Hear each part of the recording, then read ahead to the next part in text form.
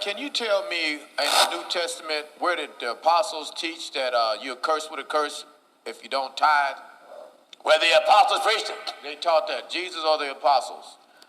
Yes, sir. Can you tell me in the New Testament where did the apostles teach that you're cursed with a curse if you don't tithe? Where the apostles preached it. They taught that, Jesus or the apostles? All right. In the New Testament. Give it. Yes, sir. Can you tell me in the New Testament where did the apostles teach that you're cursed with a curse if you don't tithe? Where the apostles preached it. They taught that, Jesus or the apostles? All right. In the New Testament. Give me the book of Hebrews quickly. Amen. Yes, sir. Can you tell me in the New Testament where did the apostles teach that you're cursed with a curse if you don't tithe? Where the apostles preached it. They taught that, Jesus or the apostles? All right. In the New Testament. Give me the book of Hebrews quickly.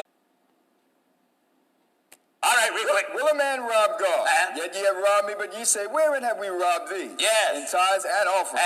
Ye are cursed with a curse. You're cursed with a curse. For ye have robbed me, even this whole nation. So you just can't look at where he just say tithes. He said tithes and offering. And offering. And offering. You're cursed with the curse if you don't do neither. That's right. All right. Ye are cursed with a curse, for ye have robbed me, even this whole nation. Yes. Bring ye all the tithes into the storehouse. And the storehouse is not the preacher's pocket. That's right. And the storehouse is not the preacher's house. That's right. You see, when we pay tithes and offerings, that's what keep the broadcast going. That's how churches got built.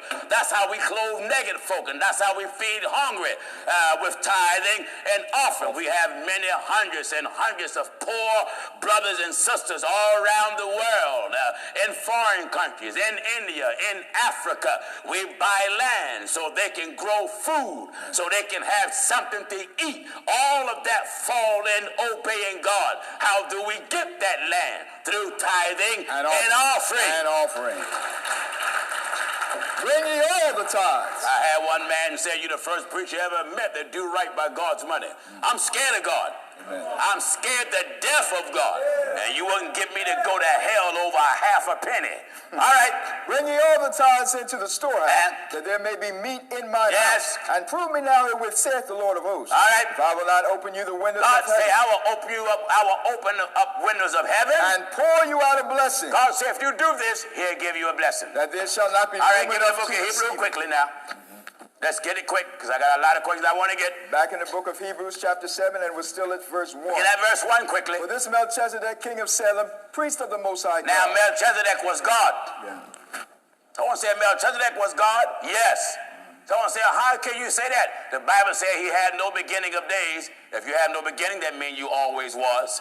Then the Bible said he had no end of life. When it says you have no end of life, that means you always will be. And he said he don't have no father, no mother, without the scent, meaning you ain't got no relatives, no beginning, no ending. That's God. Slakia, let me check my volume. Turn it up. Barakatah Yahweh, Barakatah Yahweh Shah, Kal Halayim La Yahweh, Ba'Hashem Yahweh Shah, Ba'Hashem Rakaha Kodash, and double honors to the elders and apostles, the men of great millstone, the men who Yahweh Ba'Hashem Yahweh Shah has established to teach and preach the true doctrine of Yahweh Ba'Hashem Yahweh Shah. Shalom Bayata Dabada. And to the Hakim and Akwat, the Satan repent. Shalom to you, Mashpaka. This your Hakarab coming at you with a quick one. And you saw it. I ain't even got to see. You saw it. And the reason why I did it the way I did it, showed the image and then played it in the background. So hopefully that they don't give me a copyright strike. But you heard what he said. And the first thing I want to address is, you heard what he said, pertaining to Malak Tazadak. But we're going to go into these tidings, and then we're going to explain a little bit of what Malachi was talking to in verse 3, chapter 3, and verse 8. What he was talking about. See, when he say, "But where have you robbed your Most High?" It ain't talking about taking people money and getting it and building some pagan building and going all across the world, helping heathens and feeding heathens and all that shit. It ain't talking about none of that. See, but let me grab this first. Let's get straight into it because I don't want it to be long. I'm gonna just get straight to it and end it off. But let's grab this, right? Because he said, what did he say about Malak Tazadak? he said that Malak Tazadak, meaning Melchizedek, Malak Tazadak, he said that was the Most High. That's God. That's the Most High. No, it wasn't. It was Yahweh Shai. See? And you should know that, but let's go to it real quick. Matter of fact, let's go here. Genesis, chapter 14, right? And let's go down to verse 18. And within verse 18, he gonna explain to you, right? You see what it say right here. Now he go grab Hebrews 7 and let's get to it quickly. Hey man, Genesis 14 to 18, right? And Malak Tazadak, king of Salem, meaning peace or righteousness, brought forth bread and wine, and he was the priest of the Most High God. So that right there cuts. He's saying that Malak Tazadak was God. Well, wait a minute. It says right here that he is the priest of the Most High, and who was the priest of Yahweh? Yahweh Shai. See, it's not Yahweh Shai been put in that order under the order of Melchizedek. Yes, so he is the priest of the Most High Yahweh. So how was Malak Tazadak God? He's God. No, he wasn't. He's Yahweh Shai. Why did it say that he don't have no father or mother? Because why? If Most High created Yahweh Shai and the angels that was in heaven, so on and so forth, they don't have no damn mother. They wasn't born through no damn mother. No earthly father. See? But let's get straight into it. Let's get on. I just want to run straight through these real quick. So he absolutely wrong about that. But see, matter of fact, let me grab this real quick. Cause let's go 2 Corinthians 4, and what it says. Therefore, seeing we have this ministry, and this is talking about the individuals that's going to preach and teach the truth of the word of Yahweh Ba'ashim Yahushua. And you're going to give your people to understand it. You ain't going to take certain things that's in the scripture and then try to apply your own narrative to it and then say that's what it's for.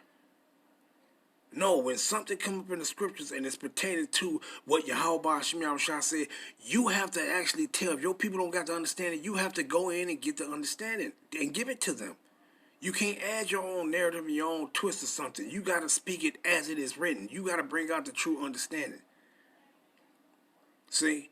But what it says, 2 Corinthians 4 and verse 1. Therefore, seeing we have this ministry, as we have received mercy, we faint not.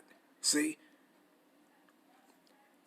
But have renounced the hidden things of dishonesty, not walking in craftiness, nor handling the word of Yahweh deceitfully, but by manifestation of the truth, commending ourselves to every man's conscience in the sight of Yahweh. See? And I say all the time when I read this scripture, hey, when you bring it out, you got to bring it, be truthful with your people as if you you're in the presence of Yahweh. You gonna be telling lies and being deceptive and deceitful to your people in the presence of Yahweh Ba'ashim Yahushua? I don't think so. See? So you speak the truth to them, man. You don't lie to them with these scares. Ain't no lie of the truth. So you bring out the truth. You don't lie to your people, man, when it's pertaining to the words of Yahweh. You don't lie to them, period. But when it comes to the word of Yahweh Ba'ashim Yahushua, you damn sure don't lie. You be 100% truthful. Just wicked, man. Just wicked. But let me grab this before I start, though. Just want to break the ice. Because what he says right here in Nehemiah, what you do. And then when he said that, you saw they all start clapping and our people did and they like when I'm looking at the video, see, I should have showed it, but I didn't want to get a copyright strike. But I'm looking at the video and all our people is sitting up in there. When he's saying these things, they all sitting up in there like Manat Zakbar say, they mouth breathers. Breathing with their mouth all open. That's how they was in there looking. They was all sitting back looking at him with their mouth wide the fuck open. And the first one I thought about was not to talk about when he said, you mouth breathers. You breathing with your mouth all open. And that's just how they was looking up in there. Their mouth was wide open. They don't know nothing, man. See? And you ain't supposed to just be a person that just go, oh, I'm going to speak. You supposed to teach them if they don't have understanding. That guy asked a question and said, what does that mean and what is that talking about in Malachi? Where is that at in the scripture? So when you go read that, you don't just say, read Malachi 3 and 8 and then apply it to some pagan building and this is how we build churches and we go help people and all that. No, that ain't what the tenth of this and the tenth of that was for. That ain't what that was for. That wasn't for to go all over the world helping people and all that shit. That ain't what that's for. It wasn't instituted so you could go build some pagan builders and all that shit. Now, our people something else, man. You niggas, and then motherfuckers sitting back thinking that you gonna receive salvation when you being deceitful with the words of Yahweh Shem Yahweh. How could you? How could you? You expecting to receive mercy from Yahweh Shem Yahweh, but you're not showing mercy to your own motherfucking people. If you deceiving them and lying to them concerning the word of Yahweh Shem Yahweh, you ain't being merciful to them. Being merciful to your people, that's also you teaching them the truth.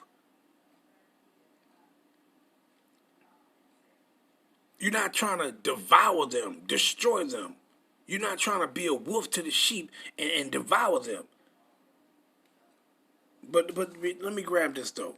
Nehemiah, right? Because this is what we're supposed to be doing, man. Let's grab that real quick. Nehemiah 8 and 8. I want the point.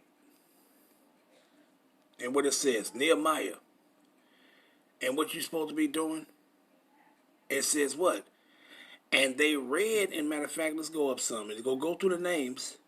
And this what? This names, this is why you would have, if you by yourself, then you would do it by yourself.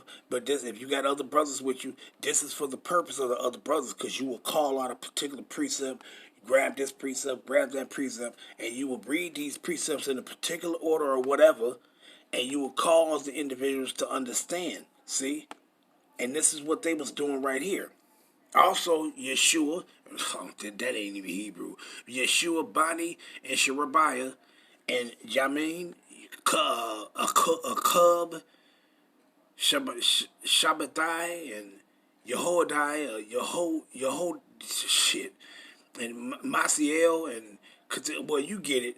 And it says what? The Levites caused the people to understand the law, and the people stood in their place.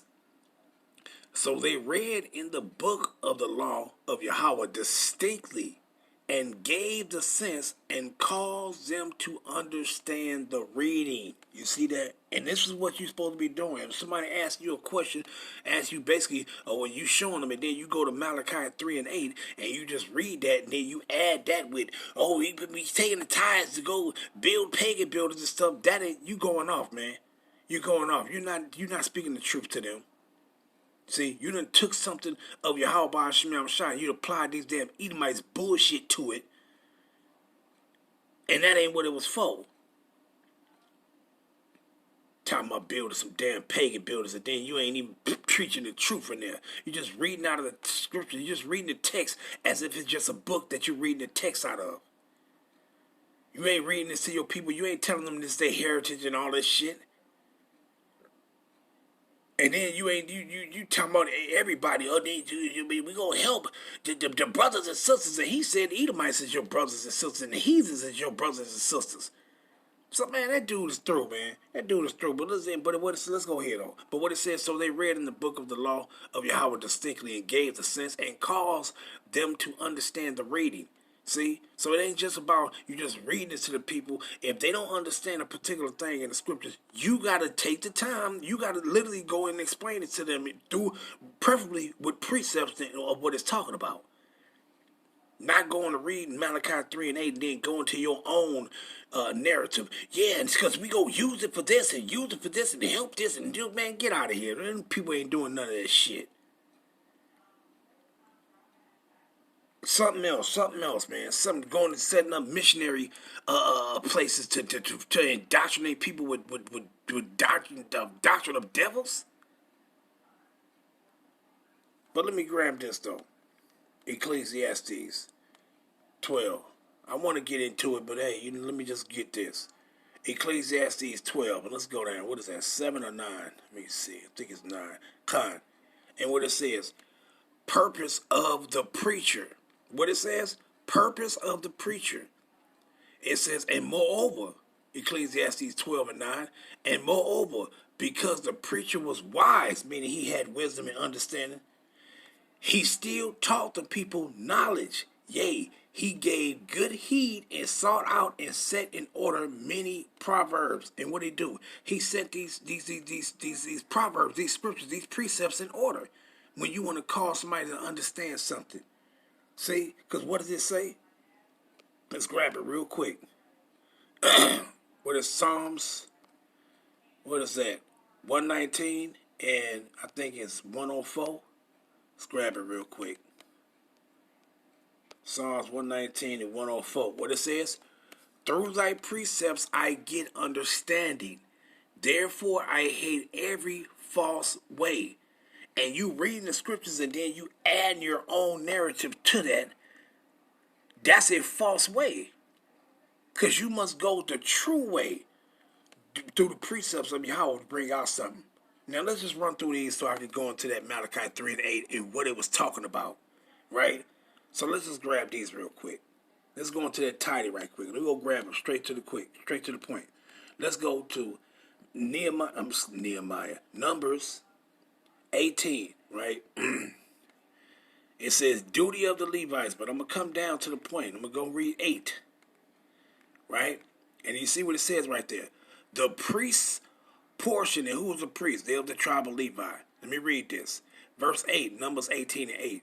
And the Lord Yahweh spake unto Aaron, behold, I also have given thee the charge of my heave offerings of all, what it says of the offerings, because what he say, and tithing and offering. Hey, dude through. But let me see, half offerings of all the hallowed things of the children of Israel unto thee have I given them by reason of the anointing, and to thy sons by an ordinance forever. Verse 9, this shall be thine of the most holy things, reserved from the fire.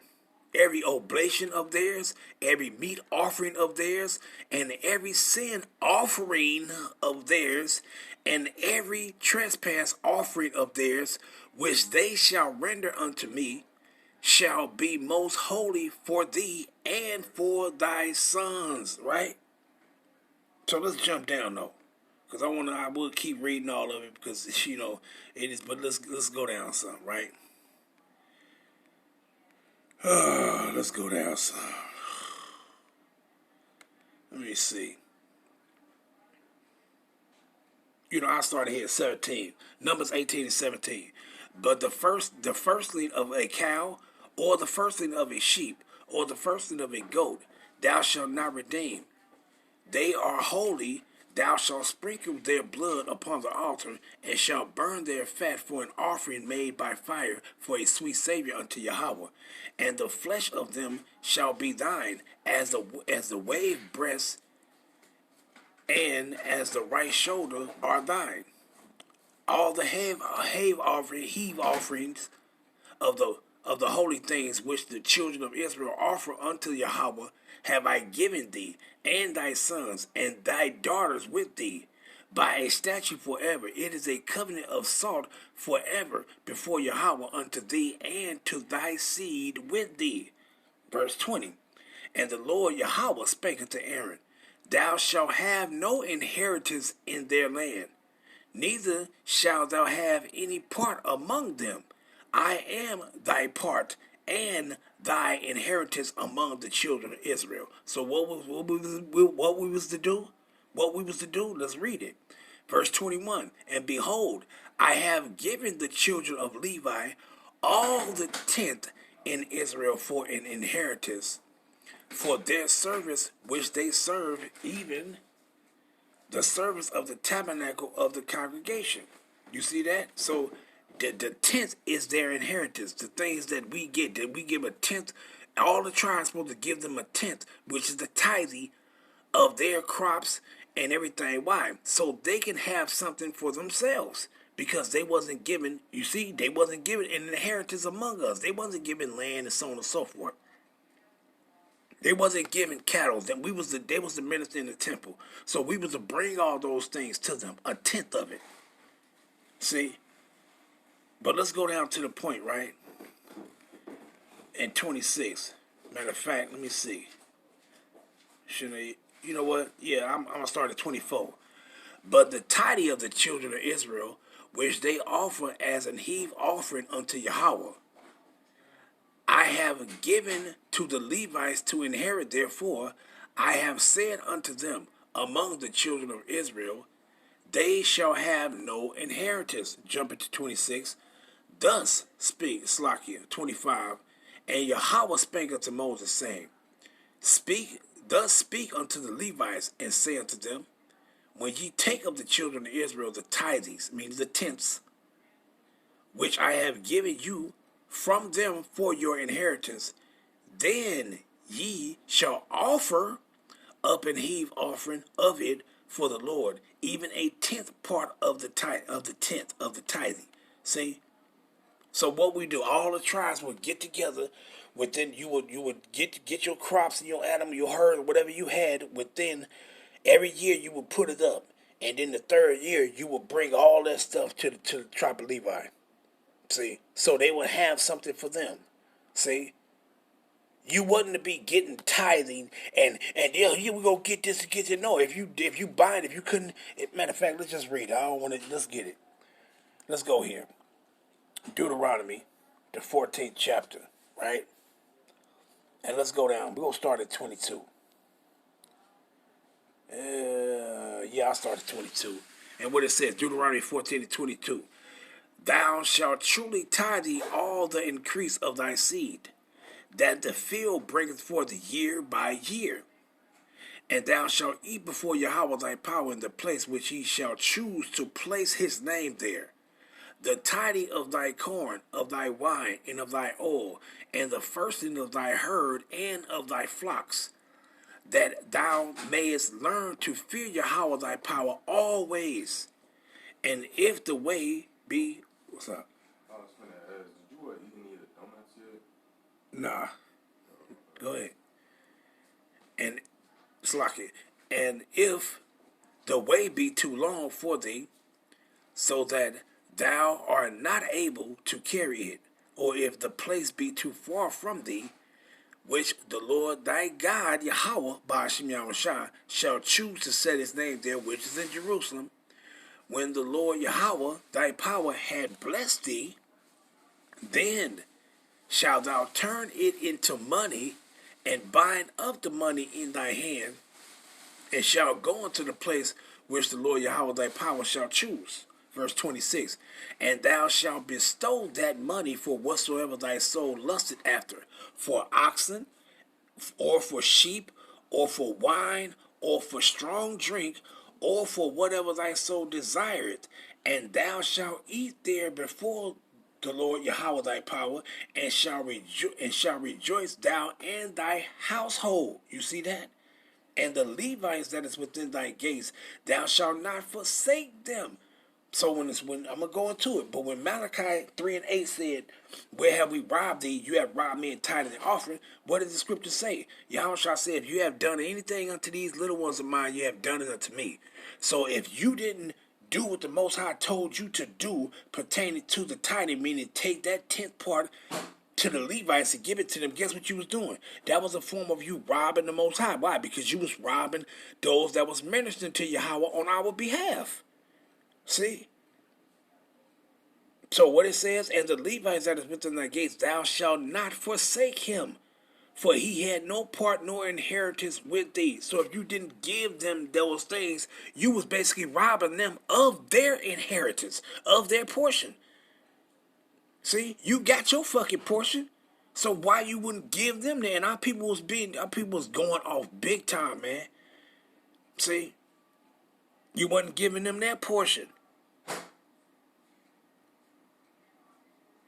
See, but let me go grab this next one right quick, right? Let me go to Nehemiah real quick.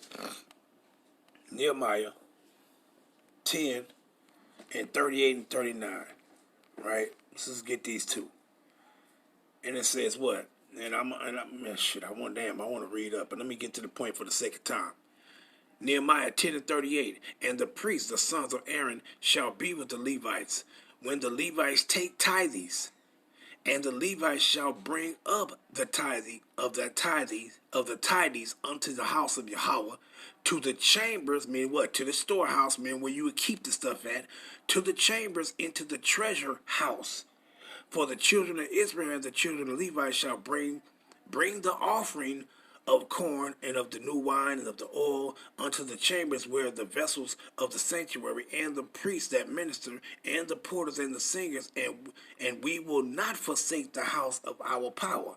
You see, but let's move on now. Let's go to Deuteronomy. Let's go back. 26. All right, let's go down to 12. Straight to the points though. And it says what? When thou hast made an end of tithing all the tithes of thy increase, the third year, which is the year of tithing, and hast given it unto the Levite, the stranger, the fatherless, and widow, that they may eat within thy gates, and be filled, then thou shalt say before Yahweh thy power, I have brought away the holy things out of my house. And also have given them unto the Levite, and unto the stranger, to the fatherless, and to the widow, according to all thy commandments which thou hast commanded me. I have not transgressed thy commandments, neither have I forgotten them. See? And what it says, I have not eaten thereof in my mourning, neither have I taken away all thereof for any unclean use, nor given aught thereof for the dead. But I have hearkened to the voice of Yahweh my power, and have done according to all that thou hast commanded me. Look down from thy holy habitation from heaven, and bless thy people Israel, and what? And the land which thou hast given us, as thou sworest unto our fathers, a land that floweth with milk and honey. And what it's talking about, that you're going to have the abundance of everything, your crops, your corn, your wine, your oil, your fruits, your vegetables, and all that. That's what that's talking about. See? Those things that you're going to have in life that's going to sustain you and your family, your tribe, your people. See? That's what it's talking about, right? And you will give a tenth of those things to the Levite as a part of their inheritance. See? But let's go grab that Malachi, but we're going to get this in the NLT, though. So let's go to the NLT right quick, and we're going to go through these and see what that Malachi is talking about. Let's go through it. Malachi 3 and 8. See, so the tithes, they ain't for you to get the money, and I don't care what people say. That ain't what it's for. You can't take something that the Most High instituted on how it was to be done and what it was to be done for, and then you make it your own way now today. Oh, well, see, we ain't in our fucking land. That's a part of your punishment. What did you see Israelites saying in their captivity, paying tithe, doing tithing? You ain't had nothing to place in your captivity. You ain't had no fucking land, no crops. So you wasn't. The Levites was in captivity. Benjamin, Judah, and all the rest of the tribes was in their places of their captivity. So when we was in the place of our captivity, you ain't see none of our people offering and taking a tenth of this and a tenth of that and giving it to the Levites. You all was in captivity. See, and we in our place of captivity right now. See, and you ain't got a goddamn thing to give to no motherfucker body unless you have something that you can give alms, deed to help a brother or a sister. Shit, but a lot of our people, you barely got enough to damn near sustain yourself. in this damn place. But if you do have some, hey, we supposed to do charitable things, help one another if we can. If you're in that position to do it, see. But you don't hit nowhere in the New Testament where it's talking about that you're in a place of your captivity and you got to be paying tithes. We ain't in our land. We don't have none of this shit. We don't have none of the things that the Most High said that we supposed to be paying the tithe to the Levites. We through, man. We all in captivity. See, that's just some heathen shit that they took out of my scriptures just so they can get money, man. And you heard what he said. Hey, you can take this and you can go buy some land and use it to build a pagan building and all of those bull fucking shit. Going the fuck off, man. Going the fuck off, man. Because you following that damn Edomite shit. But let's grab this, though, right? Let's just get straight to it. Malachi 3 and 8. What was this talking about? Because when our people was worshiping those idols and going off, you was not. I'm finna go into it what it's talking about. I got to. But what it says, Malachi 3 and 8. Should people cheat Yahweh? Yet ye have cheated me. But you asked, what do you mean? When did we ever cheat you? You have cheated me, meaning robbed me, in tithings and offerings due to me. And what was it talking about? How did Yahweh Ba'ashmi say you robbed him in tithing and offering? The offerings is a sacrifice, the peace offerings, and all the other offerings. Our people stop doing that, man. When you start worshiping idols and shit, you wasn't offering to the Most High. You wasn't sacrificing to the Most High. Your offerings was fucking to them damn idols and fake ass statues and shit. So that's what that's talking about. We gonna grab it though. And the tidings. When our people went off, when the northern kingdom was fighting against the southern kingdom and so on and so forth, and the southern kingdom was worshiping idols and shit, guess what? You wasn't paying no tithings. You wasn't taking the Levites a portion of this and a portion of that. You wasn't doing it, man. Our people was going off, man. And motherfuckers don't like to go into the history because you will have to go into the history when you want to understand certain of these things. You'll have to, if not all of it, a small portion of it. See? And when it says what? Verse 9. You are under a curse, for your whole nation has been cheating me. Talking about all of us. And how did we all cheat Yahweh Ba'ashmi Yahushua? Because why? You wasn't sacrificing and offering to the Most High Yahweh Ba'ashmi Yahushua. Neither was you doing tithing. When the northern and southern kingdom was warring against each other, the northern kingdom wasn't coming down and bringing tithes, they lands and they crops to the tribe of Levi. They wasn't doing it. They stopped doing it. They wasn't coming down to the southern kingdom and bringing nothing. Why would they do that? Why would they do that when you fucking warring with your own damn people? See, this is a religion to those suit and tie wearing motherfuckers, man. It ain't got nothing. This is our nationality. This is our heritage. This is our culture. This is our lifeline to us. But to them, it's just religion. See, it don't mean shit to them. This is our fucking history, man. This ain't no damn joke. But what it says, you are under a curse, for your whole nation has been cheating me. And what it's talking about, we're going to go into what it said, what it's talking about, you are under a curse. What it says, bring all the tithes into the storehouse, so there will be enough food in my temple. If you do, says Yahweh of hosts, but it says heaven's armies, Yahweh of hosts, I will open the windows of heaven for you. I will pour out a blessing so great, you won't have enough room to take it in. Try me, put me to the test. Your crops will be abundant, for I will guard them from insects and diseases. Your grapes will not fall from the vine before they are ripe, says Yahweh of hosts. You see that? So he said what? He said, if you do what you're supposed to do, I'm going to rain down a blessing on your crops. It's going to grow. It's going to grow abundantly. See? But we didn't do it. Let's go here real quick. Amos 4 and verse 4. Let's grab it. What did it say right there? You see the title? What did it say? Yasha'Allah's failure to learn. Let's go to the point though. Verse 4. Go ahead and offer sacrifices to the idols at Bethel. What does it just say right here? Go ahead and offer sacrifices unto the idols at Bethel. Now, when our people was doing that, guess what? You was robbing the Most High of his offerings. See? That's what it's talking about. It ain't talking about some giving some money to some wicked ass motherfucker that's running around telling lies to you so he could go, so we could go all over around the world feeding people and that ain't what the tithe is for. And neither is that what the offering of Yahweh Ba'ashim Yahweh Shah for you to go feed some motherfuckers all around the world and help them get land so they can feed. Man, that ain't what that's for, man. The offering is talking about those things that was offered to Yahweh in sacrifice and the goodwill offerings or free will offerings, man. It's talking about us serving our power. Not taking your money and binding them and going to give it to some goddamn heathens and shit.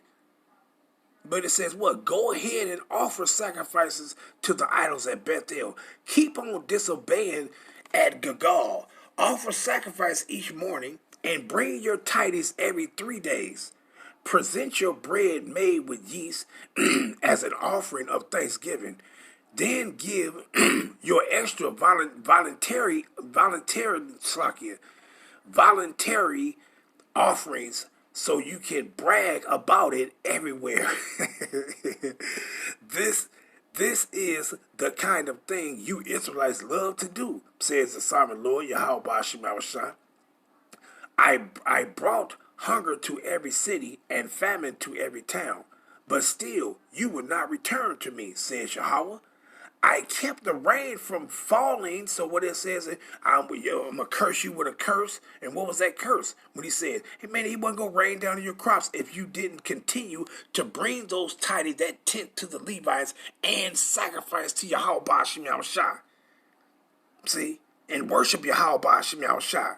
And what it says, I kept, Amos 4:7, I kept the rain from falling when your crops needed it the most. I sent rain on one town, but withheld it from another. Rain fell on one field, while another field withered away. People stagger from town to town looking for water, but there was never enough. But still you would not return to me, said Yahweh Ba'ashim Yahweh Shah. What he says, verse 9, I struck your farms and your vineyards with blight and mildew. Locusts devoured all your fig and olive trees. But still you would not return to me, said Yahweh. You see that? You see that? So that's what he said when that curse of a curse in Malachi, Malachi fucking 3:9, what it was talking about. Meaning your crops was going to wither. Because why? You wasn't doing what you was supposed to be doing with it. You wasn't bringing the tenth to the Levites. You was robbing them. Therefore, you was robbing the Most High Yahweh Ba'ashim Yahweh Shah. See? You wasn't offering to Yahweh Ba'ashim Yahweh Shah. Therefore, you robbed him in tithing and in offering. That's what that's talking about. It ain't talking about you giving some to some old lying motherfuckers that ain't going into the scriptures and showing you these things of what something is talking about. See, and when did we do those things? Let's grab this, right? Let's go to 1 Kings. Shit, I should have been finished, but hey, it is what it is. I got to bring this out. 1 Kings, the 12th chapter. And what it says right here, he says, what? All the tribes, we all went off. We all robbed him in tithing and offering. So what it says, the northern kingdom tribes, the northern tribes revolt, right? Let's go down. We're going to start at 25. 1 Kings 12 and 25. And it says what? Jeroboam then built up the city of Shechem in the hill country of Ephraim, and it became his capital. Later he went on to build up the town of Peniel. Jeroboam thought to himself, unless I am careful, the kingdom will return to the dynasty of David. When these people go to Jerusalem to offer sacrifice. Wait. What does it say right here? When these people go to Jerusalem to offer sacrifice, these are the offerings, and what it says. Slakia. at the temple of the Lord Yahweh Ba'ashim Yahushua, they will again give their allegiance to King Rehoboam of Judah. They will kill me and make him their king instead. So on the advice of his counselors, the king made 2 gold calves. He said to the people, "It is too much trouble for you to worship in Jerusalem. Look, Israel, these are the guys who brought you out of Egypt." He placed these calves, idols, in Bethel and in Dan, at either end of his kingdom. See? But this became a great sin, for the people worshiped the idols, traveling as far north as Dan to worship the one there. You see that? So when that happened, guess what? They wasn't coming down into Jerusalem bringing their tithes every 3 years. And Jeroboam had our people going off. This wasn't no weekend cruise. They was going off from year after year after year after 5, 10, 15, 20 years, man. Fucking going off. See? A lot of people, you don't understand. You read these scriptures and you think that something happened on the weekend and then next week it was all done. Shit. But what it says, but this became a great sin, for the people worship the idols, traveling as far north as Dan to worship the one there.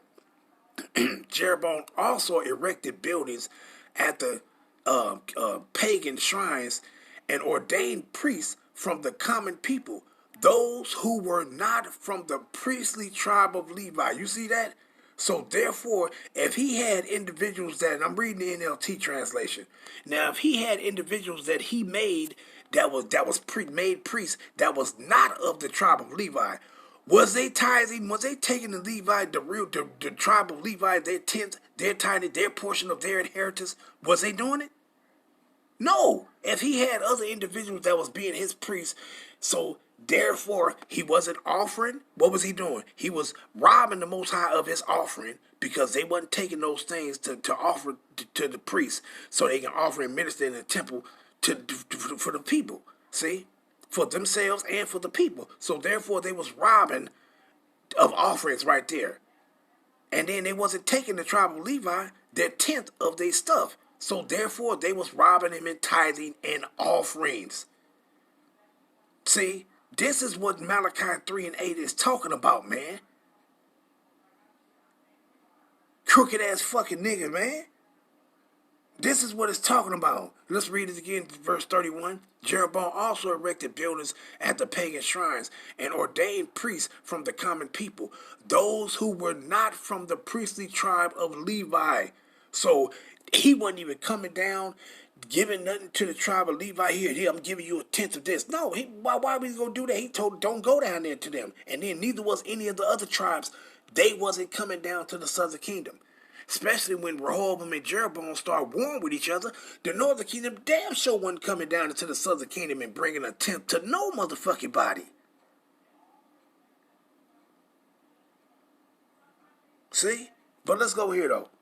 Let's go to 2 Kings before I jump back. 2 Kings, the 17th chapter. And let's go down to the 16th verse. A couple more and I'm going to end it off, man. Because the point is already made. See? But it says what? I mean, you know what? I'll start at the 14th verse. 2 Kings 17 and 14 in the NLT. But the Israelites would not listen. They were as stubborn as their ancestors, who had refused to believe in the Lord Yahweh, their power. So if our people wasn't even believing in Yahweh, they was worshiping idols and shit, was they offering them to Yahweh? No, they wasn't. So that was a form of our people robbing him in offerings, because they weren't sacrificing unto Yahweh Ba'ashim Yahushua. See, and what it says, they rejected his decrees and the covenant he made with their ancestors, and they despised all his warnings. They worshiped worthless idols, so they became worthless themselves. They followed the example of the nations around them, disobeying the Lord Yahweh, commanded them, disobeying Yahweh, command not to imitate them. See? But what it says, they rejected all the commands of the Lord Yahweh, their power, and made 2 calves from metal. They set up an Asherah pole and worshipped Baal and all the forces of heaven. And what it says, they rejected all the commands. So you wasn't paying no tithes. You wasn't bringing no tithes to them. If you was worshiping some damn calves, you wasn't offering to the Most High, and you damn sure wasn't bringing nothing to the tribe of Levi. You wasn't giving them no inheritance. See, you wasn't giving them a tenth. So that's hey man, let's continue. Verse 17. They even sacrificed their own sons and daughters in the fire. They consulted fortune tellers and practiced sorcery and sold themselves to evil, arousing Yahweh's anger. Because the Lord was angry with Israel, he swept them away from his presence. Only the tribe of Judah remained in the land. But even the people of Judah refused to obey the commands of the Lord Yahweh, their power. But they followed the evil practices that Israel had introduced. See? And what is our people doing? They was down there worshiping that goddamn calf that Jeroboam put down there too. So in the process of them doing that, guess what? They went off too. They robbed the Most High and tithing and offering also, man. Why you think all hell came upon us, man? And you got these dumb suit-tie motherfuckers just reading these scriptures and reading stuff to our people that don't have an understanding of nothing. You just reading it to them as if this is a book or some damn religion and this is our heritage, our culture. You niggas say, I can't stand you motherfuckers, man. I fucking can't stand you motherfuckers, man. Verse 20. The Lord rejected all the descendants of Israel. He punished them by handing them over to their attackers until he had banished Israel from his presence. See? And our people was going off for a fucking long time, man. For a long time. But let's grab 21. For when the Lord tore Israel away from the kingdom of David, they chose Jeroboam, son of Nebat, as their king. But Jeroboam drew Israel away from following the Lord and made them commit a great sin. And the people of Israel persisted in all the evil ways of Jeroboam. They did not turn from these sins. See, until the Lord Yahweh finally swept them away from his presence, meaning scattered them out of the land, just as all his prophets had warned. So Israel was exiled from their land to Assyria, where they remain to this day. See, and our people was going off, man. So when you just can't read that Malachi 3 and 8 and say, oh, see, that's talking about you gotta give your money to us, and that ain't what that's talking about, man. You gotta go into the history sometime, man, of what our people was doing or what certain scriptures is talking about, man. So when it says that you robbed me in tithing and offering, it's because our people was going off, man. They was worshiping idols. That's how they was robbing Yahweh of offerings, because they wasn't bringing offering. They wasn't sacrificing unto him. And then how was they doing it in tithing? Because the motherfuckers wasn't giving the tribe of Levi there and their portion of the heritage, which is a tenth of your fucking crops. You wasn't doing it. That's how. Let's go back to 1 Kings, and I'm going to end off with this one. 1 Kings 14. And our people, this wasn't no weekend cruise. They was doing this for a long motherfucking time, man. See? But what it says, let's go straight to the point. 1 Kings 20.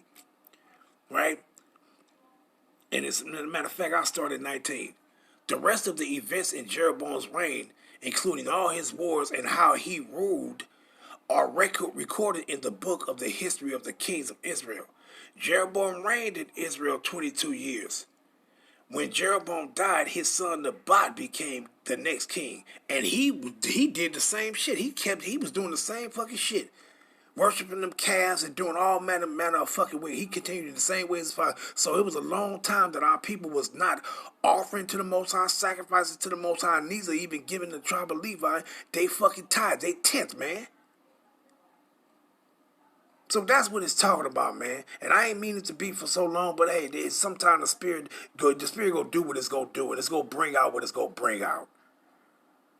And I'm going to end it off there. All praises be to Yahweh Ba'ashem Yahushua Ba'ashem B'chah HaKudash. And that's what it's talking about when it says in Malachi 3 and 8, have you robbed me in tithing and offering. It ain't talking about no pagan building shit, giving no motherfuckers no money and going all over the world. We're going to buy these people some land and help them feed themselves. That ain't what that shit is for. And that ain't what it's talking about. And I'm going to end it off there. All praise be to Yahweh Ba'ashem Yahushua. Once again, all praise be to Yahweh Ba'ashem Yahushua Ba'ashem B'chah HaKudash. Shalom, Yasharallah.